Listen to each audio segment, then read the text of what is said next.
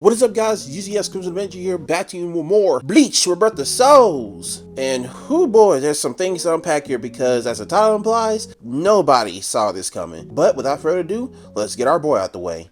Sick of Starrk.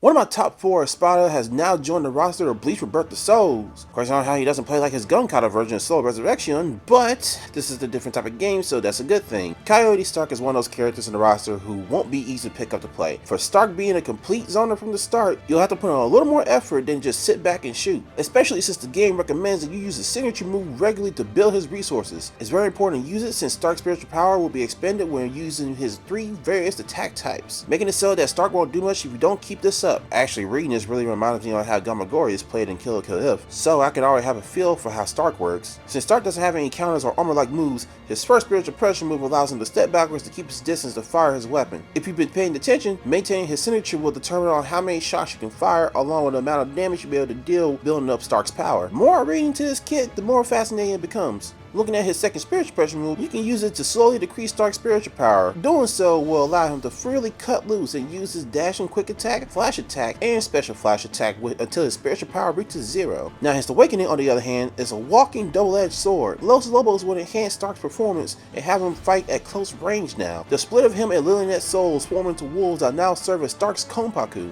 This is where resource management really comes into play, as now you're either sacrificing your victory at the cost of your life or sacrificing your life to achieve victory. I think I just said the same thing, but let's roll with it. Starrk is sounded to be one of the strongest characters in the game, and all I can say is, you better watch out, because you don't know when the pack will hunt you. In terms of trailers, I initially thought the top 3 Espadas will be released in some sort of countdown order. So I thought we would have seen Bargon this week after Haribel, but nope, totally shattered my expectations, but in a good way, because like literally you have 3, 2, 1. So I would have thought that they would have came out in that order.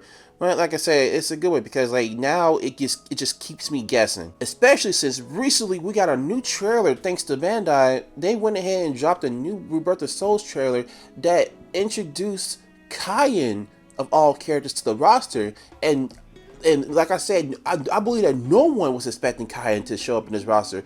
And at first, initially, I thought we saw Arinero as well. I mean, we kind of do, but it's not the actual Espada himself. Because thanks to the Japanese version of the trailer, Arinero himself is just a costume for Kaien. So the moveset and everything else still stays the same. So I'm just going to assume the dialogue changed as well. But that's all I want to share with you guys today. I went ahead and get this out the way. Let me know what you guys think down below on the Starrk trailer and the recent revealed Kaien and his trailer for the story of Bleach Rebirth of Souls. If you enjoyed, be sure to leave a like and subscribe if you want to see more Bleach Rebirth of Souls content from me. And without further ado, I'll end it here. This is UZXCrimsonAvenger, and don't lose your way, guys. Peace.